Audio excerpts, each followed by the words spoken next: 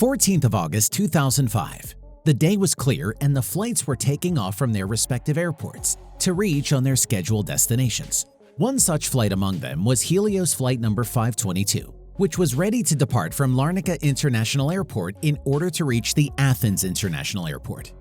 The flight took off at nearly 9:07 with 115 passengers and 6 crew members, in it including the German contract-based pilot Hans-Jürgen Merten. He was an excellent pilot with an experience of 16,900 flight hours, whereas he was assisted by Pampous Charlembous, who also had an experience of 7,459 flight hours. A flight attendant named Andreas Prodromou was also present in the plane at that time. The plane was in the air and 5 minutes were passed when they received an unexpected takeoff configuration warning alarm at nearly 9:12 on the height of 12,040 feet above sea level. This alarm inside an airplane is inserted so that it could warn the pilot on the ground that the flight is not ready to take off. But the circumstances just worsened as this alarm was beeping in midair. Both the pilots were clueless and tense at the same time after listening to this catastrophic alarm, due to which they decided to get in contact with air traffic control and tell the officials what actually happened. Wasting no time, they contacted ATC and told them the whole incident about the alarm. And while they were just talking to each other, suddenly a bunch of alarms started beeping in the cockpit. This huge sound of alarms not only made ATC unable to hear anything from the pilot side, but it also created an even bigger mess in the systems. The pilots were just trying to sort out each and every problem, and suddenly they looked at the upper side of the cockpit and recognized that the master caution alarm of the flight was also activated at that very moment. This alarm generally indicates that many systems of the plane are overheated, and all of them could fail at any moment. On the other side, the passengers were also feeling a bit suffocated, and they also started to panic as the condition in the flight was continuing to be terrible as the time passed by. The air started to become thin every second, and suddenly all the oxygen masks above their seats came down. For those who don't know, when the oxygen level of the plane goes down below than enough, then in that case all the oxygen masks above the seat of passengers come down automatically, so they can breathe a sufficient amount of oxygen for a few minutes. The staff of the flight was doing their best to calm down each and every passenger at that very moment, but they all were unable to do so. The plane was now at a height of 18,000 feet above the sea level, and at this very moment, everyone in the plane was suffering with their respective problems.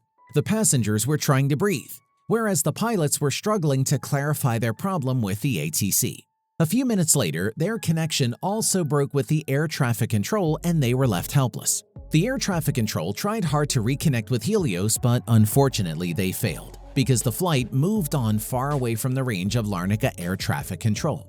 Usually this flight was scheduled to land at Athens airport at nearly 10:45 a.m., but the fate was leading it to somewhere else. At 9:23 a.m., the flight reached the humongous height of 34,000 feet, and 14 minutes later at 9:37 a.m., the flight reached the information region of Athens Air Traffic Control. From 10:12 a.m. to 10:50 a.m., Athens Air Traffic Control continuously tried to contact Helios 522 through radio calls, but they were getting no response from their side. They all started worrying about the conditions of the plane, due to which they decided to send 2 F-16 jets in order to find the Helios 522 and get information about the flight's condition.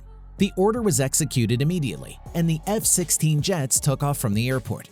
A few minutes later, the officers in the F-16 jets successfully found Helios 522 flying in midair, but they were stunned to see that people were still giving no reactions as 2 jets were passing by near their plane. Usually, every person looks at the army jets as they are so fascinating, but seeing the passengers reactionless was the first suspicious thing the pilot of the jet noticed. He accelerated and tried to contact the pilot of the plane through hand signals, but both the pilots were just sitting with their heads looking downward. A couple of seconds later, a person was seen coming to the cockpit who was looking like he was trying to control the plane. The fighter jet pilot narrated that the man in the cockpit was also trying to tell something through hand signals, but everything was so complicated that he couldn't understand what he was trying to say. Both the pilots were struggling to convey their messages with each other, but suddenly, a minute later at 11:50 a.m., the left engine of the Helios stopped working, and the plane slightly moved downwards on the left side. 10 minutes later, the right engine of the plane also stopped working, and it was now impossible to control the plane. As expected, the plane started falling down down drastically, and at 12:04 p.m., the plane crashed 40 kilometers away from Athens airport at the hills of Grammatico, killing all 121 people inside it. The fighter pilots were shattered after watching such a horrific accident in front of them, but the accident was inevitable, and that's why they all were killed. The crash was then reported to air traffic control, and rescue operations were started immediately. The news also came out publicly, and the family members of the crash victims started asking questions about the crash from ATC. The autopsy of some bodies were done, and the results were shocking. According to the autopsy reports, the pilots and all the passengers on the plane died before the plane crashed into the hills. Now the question arises, who was controlling the plane while everyone was dead out there? And the answer is flight attendant Andreas Prodromou. Actually, he was a scuba diver before joining the aviation industry, due to which he was used to controlling his breath for a long time, and his body was also capable of breathing sufficient amounts of thin air because of his past profession. And because of that breathing factor, Andreas was able to control the plane till his last breath. Unfortunately, he was not much experienced to fly such a huge plane like a Boeing 737, and that's why the plane crashed at the end moment. But the mystery was still unsolved as to why these unexplained circumstances happened inside the Helios 522. To find out the reason behind this, an investigation was started, and a few days later, the investigation team found out the root cause behind this particular tragedy. In their reports, the investigation team said that the air pressure controller of the plane was in the manual mode, whereas it should always be in the automatic mode. This button balances and manages the air pressure between inside and outside the plane, and because of this controller, you can always breathe hassle-free inside a plane. But because the air pressure controller was set in the manual mode by default, due to which the air pressure was not adequate inside the plane, and that's why people were forced to face such problems. When these circumstances happened one after the other, the air inside the plane became thin every second, and just because of that, all the passengers and pilots were suffocated to death. It was found out that when the plane was sent to the service center a day before the crash, all the workers were dealing with each and every instrument of the plane. Keeping this in mind, the investigators assumed that a worker might have done this blunder and forgot to tell the pilot about it. And the next day, the pilot also did not notice this small detail, and the rest is history.